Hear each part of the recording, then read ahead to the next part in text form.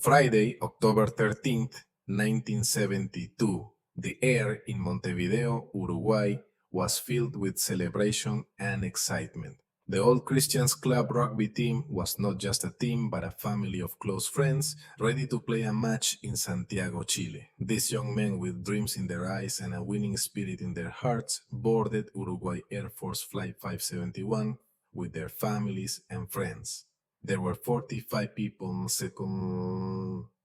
45 people on the plane, and the atmosphere was nothing short of a party. The entire plane was buzzing with laughter, songs, and talk about the upcoming match. Little did they know that this flight was about to become the most horrific and unimaginable test of their lives. The journey began, but due to bad weather over the Andes Mountains, the plane had to make a stop for the night in the city of Mendoza, Argentina. The next day, when the weather seemed a bit better, the pilot took off again. The plane was flying over the high snowy mountains of the Andes. Below was only a white blanket of snow that was as beautiful as it was deadly. The young athletes were joking as they looked out the windows when suddenly the plane experienced severe turbulence. This was no ordinary turbulence. The plane was shaking as if it were a toy. Suddenly, a black rock appeared out of the thick clouds directly in front of the plane. The inexperienced pilot had mistakenly started to descend, thinking they had reached Chile. By the time he realized his mistake, it was too late. The pilot tried his best to pull the plane up, but the lower part crashed into the peak of a mountain. There was a deafening explosion. The plane's wings were torn off and its rear section vanished into the air. Within seconds, that machine loaded with iron and human bodies shattered like a toy and slid to a stop on the snow in an unknown valley of the Andes. Where moments before laughter had echoed, a deathly silence now reigned.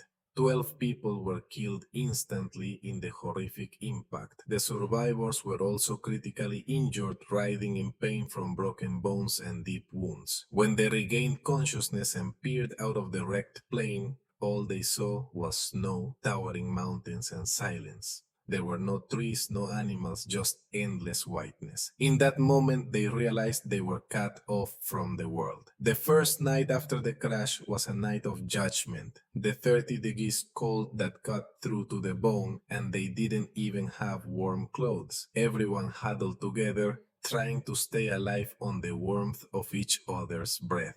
On the plane, there were two medical students, Roberto Canessa and Gustavo Servino, who, using their knowledge, began to treat the injured. By the next morning, 5 more people had died, but they held on to the hope that a rescue team would surely come to find them. They saw rescue planes flying overhead several times, but the plane's white color blended in with the snow so well that they were not spotted.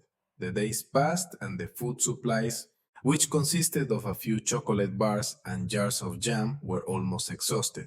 Then on the 11th day, they found a small transistor radio in the plane's wreckage. When he got it fixed and listened, one piece of news knocked the ground out from under him. The radio was reporting that due to the bad weather and the fact that no one was expected to survive, the search operation for Flight 571 had been called off. Hearing that was nothing short of a death sentence. The world had written them off as dead. Now they were completely alone in that icy hell. When the world had abandoned them, the Andes Mountains began teaching them their own rules. Here, to survive, it wasn't human rules that applied but the law of the wild. His hunger had grown to the point that his stomach felt like it was on fire. He started chewing the leather from the plane's seat cushions, but that did nothing to quench the fire in his stomach. To combat dehydration, he learned to melt snow on a metal sheet to get drinking water. During the day, the sun's glare was so intense that there was a risk of going blind without sunglasses, a condition known as snow blindness. The nights were so cold that anyone who fell asleep might never wake up in the morning. Each day brought a new challenge. With every passing moment, their bodies and spirits were both failing them. They began to realize that if nothing was done, they would all freeze to death one by one in the snow. Their friends were dying before their very eyes.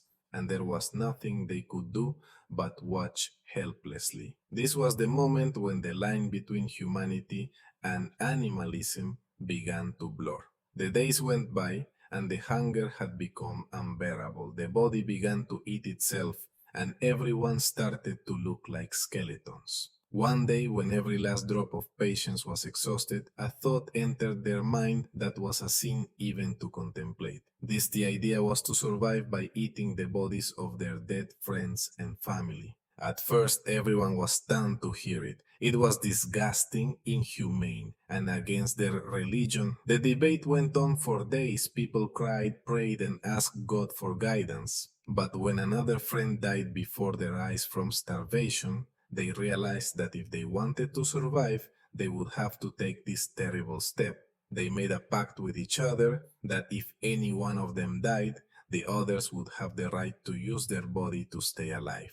Roberto Kenesa, a medical student, made the first cut with a piece of glass. That moment was not a defeat of humanity, but the most horrific victory of the will to survive. Friends, let's pause the story here for a moment. Imagine the lengths a person might go to when all hope for survival is lost. This story teaches us how precious life is and that human willpower is greater than any hardship. If you like the way I'm telling this story and want to connect with more true and spine-chilling stories like this, then please subscribe to my channel right now. Your subscription gives us the courage to bring you more great stories like this. Don't forget to like the video and be sure to comment and let us know which moment in this story touched your heart the most. Now, let's go back to those snowy mountains of the Andes and find out what happened next. They had made the most difficult decision to survive, but their ordeal was not over yet. On the night of October 29th, when everyone was sleeping in the plane's shattered fuselage, nature played another cruel joke. A terrifying avalanche came down from the mountain and buried the entire plane under snow. Those who were sleeping were crushed and killed in their sleep. This avalanche claimed the lives of 8 more people. The survivors remained trapped in the darkness beneath the snow for days. The air was running out and they were starting to suffocate. It felt as if they were buried alive in a frozen tomb. One of them, Nando Parado, mustered the courage to drill a hole through a pole in the plane's ceiling. That's when they finally got some air to breathe. When they were able to emerge from the snow 3 days later, they saw that their small shelter had also been destroyed, and 8 of their companions were now forever asleep. The incident broke them, but it also made their fighting spirit even stronger. After the avalanche, the survivors made a decision. They would no longer wait for a miracle. They would write their own. They realized that if they stayed where they were, death was certain. They had to get out of there and find help. They decided that some of them would try to cross the mountains to reach Chile. It was a suicide mission because they had no proper clothing, no equipment, and no experience with mountain climbing, but they had nothing left to lose. They salvaged insulation from the plane's seats to make a sleeping bag to protect themselves from the deadly cold of the night. These 2 of the team's strongest members were chosen for the dangerous journey: Fernando Nando Parrado, who had lost his mother and sister in the crash, and Roberto Canesa, a medical student. They were scared, but their passion to save their friends was much stronger than their fear. On December 12th, 61 days after the crash, Nando Parado and Roberto Canesa took their first steps out of that icy hell. They were joined by another friend, Antonio Tintin Vicinetin, who was sent back a short distance later to conserve food for the survivors. Their journey began. With untrained, frail bodies, they began to climb the high, snow-covered mountains. Every step was a battle. The lack of oxygen in the air made it difficult to breathe, and the cold was freezing their blood. They had thought that once they crossed just one mountain, they would see the lush valleys of Chile, just as the pilot had said before he died. After a 3-day deadly climb, when they reached the mountain's peak, the sight that met their eyes shattered what little hope they had left. There, was no green valley before them, but as far as the eye could see, there were only snow-capped peaks. In that moment, he realized he was trapped in a death trap from which there was no escape. Seeing that endless chain of mountains, Roberto Canosa lost his courage. He sat there and he began to cry and said, Nando, we're going to die. But Nando Parado refused to give up. He said, Roberto, we may be walking toward death, but I'd rather die on the move. And they kept going. Day by day, their bodies grew weaker, but their willpower grew stronger. After 10 days of walking, they finally saw the snow giving way and glimpsed some signs of greenery. Then they spotted a river. On the other side of the river, they saw a man on a horse. He was a Chilean shepherd named Sergio Catalan.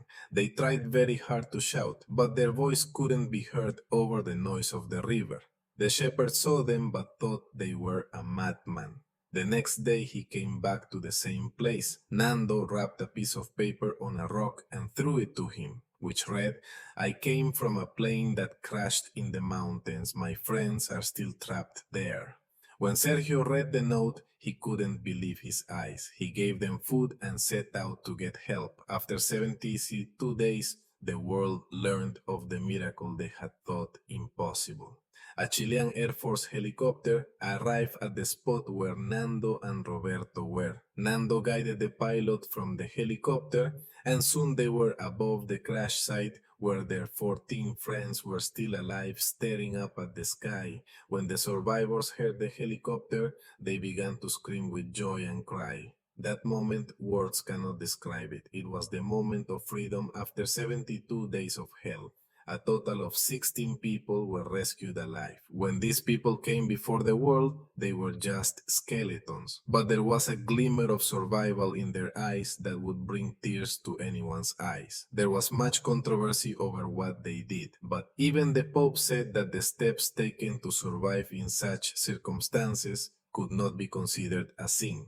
This is not just a story of survival, it is a story of human spirit, friendship, and the hope that burns as a small flame even in the darkest of times. It is also a tribute to the 29 people who could not return home, and a salute to the indomitable will of the 16 people who forced death to its knees.